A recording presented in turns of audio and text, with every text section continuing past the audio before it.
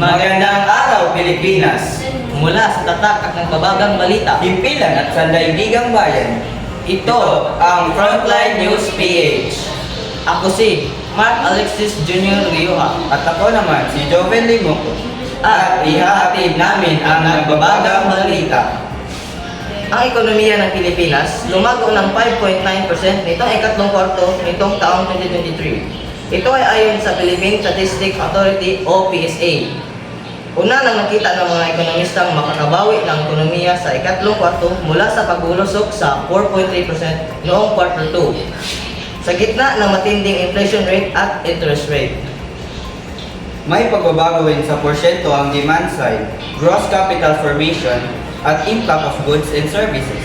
Ngayong kwarto, ang ekonomiya ng Pilipinas pinakamabilis sa mga pangunahing umuusbong na ekonomiya sa Asia na naglalabas ng ikatlong quarter ng 2023 GDP growth.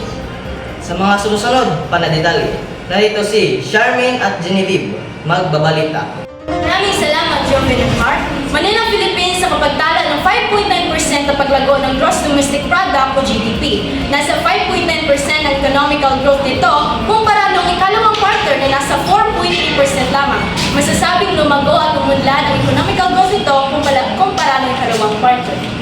Sinusukat ng GDP ang halaga ng bawat produkto at serbisyo na iniluluwal sa isang bansa sa isang takdang panahon.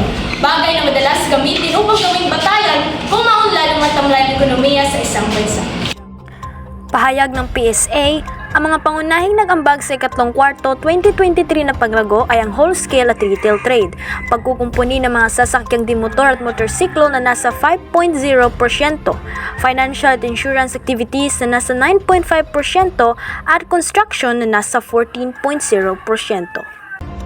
Tiniyak naman ng administrasyon ni Pangulong Ferdinand R. Marcos Jr. na patuloy ito magsisikap para maabot ang mga target ng pagbabago sa ekonomiya at palipunan ng bansa. Pahayag ng NEDA Secretary Arsenio Balisacan, remain committed to fully implementing the strategies and the transformation agenda outlined in the Philippine Development Plan 2023-2028. The government is currently assessing our progress concerning the target outcomes and the strategies identified in the PDP. This Philippine Development Report will provide the necessary guidance on the way forward. Ayon kay Basilacan, ang ekonomiya ng Pilipinas ay patuloy na lumalago sa kabila ng ilang malalaking headwind na naranasan at patuloy na mararanasan ng bansa. Ang 5.9% GDP growth sa ikatlong quarter ng 2023 ay isang markadong pagbubuti mula sa 4.3% growth noong ikalawang quarter. Sa iba pang detalye ay narito si Genevieve Pindihito magpapatuloy.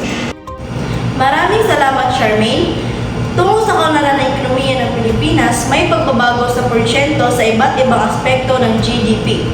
Sa demand side, lumaki ang household final consumption expenditure ng 5%, habang nakapagtala naman ng 6.7% at 2.6% ang government final consumption expenditure o GFCE at export of goods and services. Lumiit naman ang gross capital formation na may 1.6% at imports of goods and services na may 1.3% sa kwartong ito. Dahil sa performance na ito, ang ekonomiya ng Pilipinas ang pinakamabilis na umuusbong na ekonomiya sa Asia na naglabas ng kanilang ikatlong quarter ng 2023 GDP growth.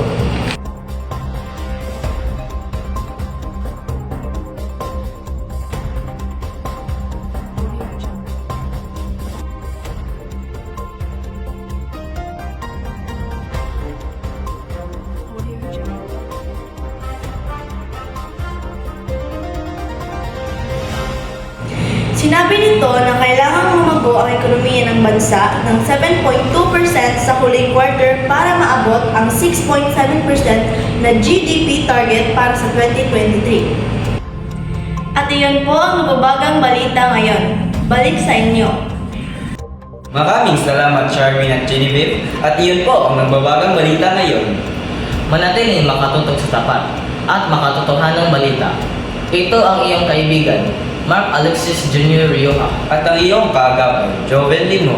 At ito ang Frontline News PH. Maraming salamat sa pakikinig.